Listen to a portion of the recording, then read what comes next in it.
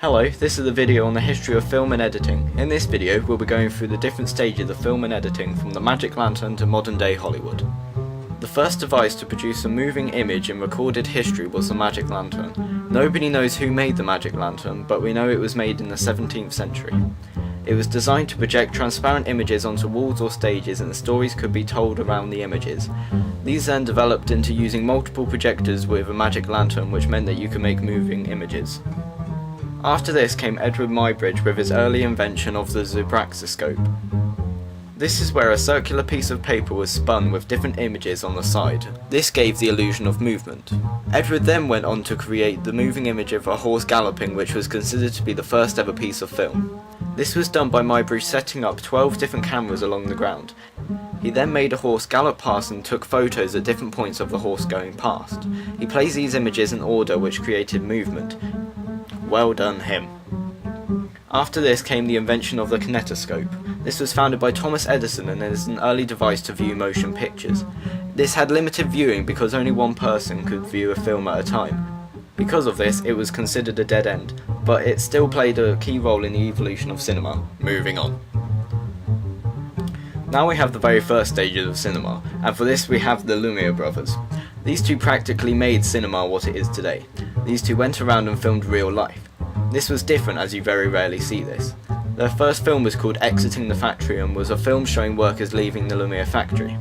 These two went on to make genres of films such as entertainment, documentaries, series and animations. They also made films such as The Serpentine Dance in 1899. Next up is the Kuleshov effect. This effect is where you show three images. These three images determine what you think about the next image after each one has been displayed. An example will be shown in this video. Propaganda was heavily used throughout world wars and was to influence people on what to believe. This was often biased, as there were certain techniques in film and editing that would persuade people towards their views. The editing in propaganda movies were very quick paced, using lots of different shots. This is called Soviet montaging.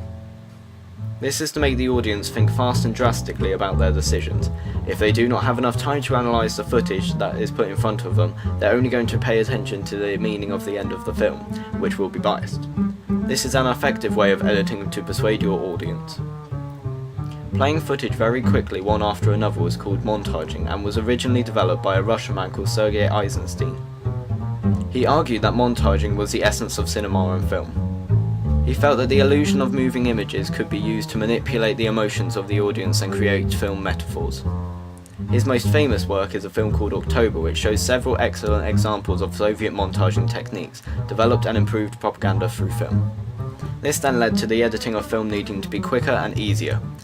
When film editing started out, the editors were often women, and they cut film with scissors and razor blades and pasted them together. It wasn't until 1924 when the first editing machine was invented.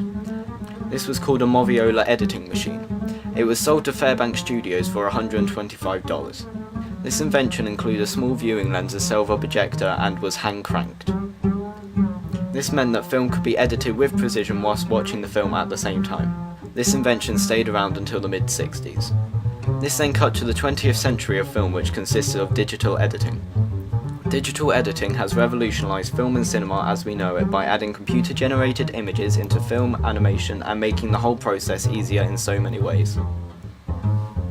Well, that's the end of the video about history of film and editing. Hope you enjoyed it.